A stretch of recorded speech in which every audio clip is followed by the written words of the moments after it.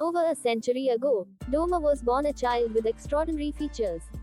His rainbow-colored eyes and pale hair led people to consider him special and believed he could communicate with the gods. His parents, whom he considered extremely dim-witted, placed him as the head of a cult they formed, which became known as the Paradise Faith.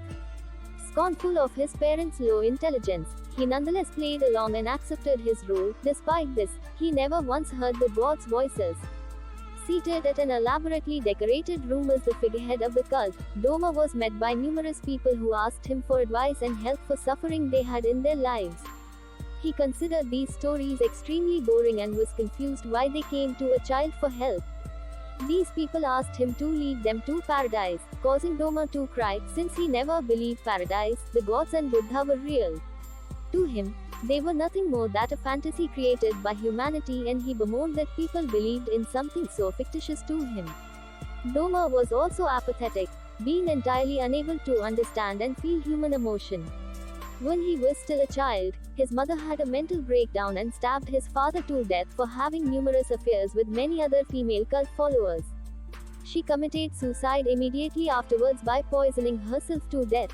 However, despite these series of harrowing events happening right in front of him, Douma only felt annoyed by the bloody mess created in the aftermath and was disgusted by the pungent smell of blood. He simply wanted to air out the room before the stench permanently stuck to the furniture. Life as a demon. At 20 years old, he met Muzan Kibutsuji, who transformed him into a demon. Douma would continue to lead the cult, only with a new mission. He became convinced that it truly was his mission to help people into paradise, and did so by devouring his followers.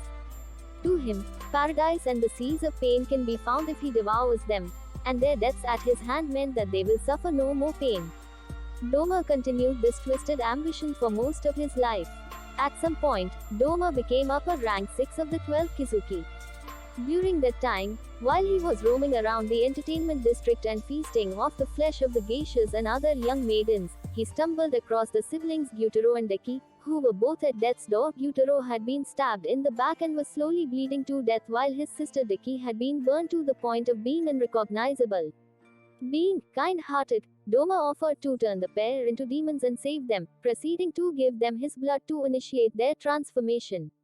He challenges them to become powerful enough to be recognized by that man, and become an upper rank in the 12 Kizuki. At some point, Douma became upper rank 2, surpassing upper rank 3, Akaza, despite becoming a demon more recently than him. 15 years prior to the present, Douma had a brief history with Inosuke Hashibira. His mother, Kotoha Hashibira, escaped from her abusive household with his father and found refuge in the Paradise Faith cult.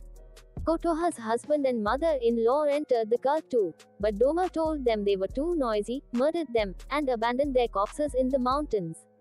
Although Douma considered Kotoha stupid, her beauty and singing talent convinced Douma not to consume her and to simply let her live her life. However, she discovered he is devouring other followers and fled from the temple with Inosuke in her arms. Before she could be killed, she dropped Inosuke off a cliff into a river in hopes he would survive. Douma shortly caught up with them and proceeded to swiftly kill her and mock Inosuke for his fate, before eating Kotoha to the very bones. A few years before the present, he encountered and fought Kanikocho, the flower Hashira. He mortally wounded her, but is forced to retreat from the rising sun before he could devour her.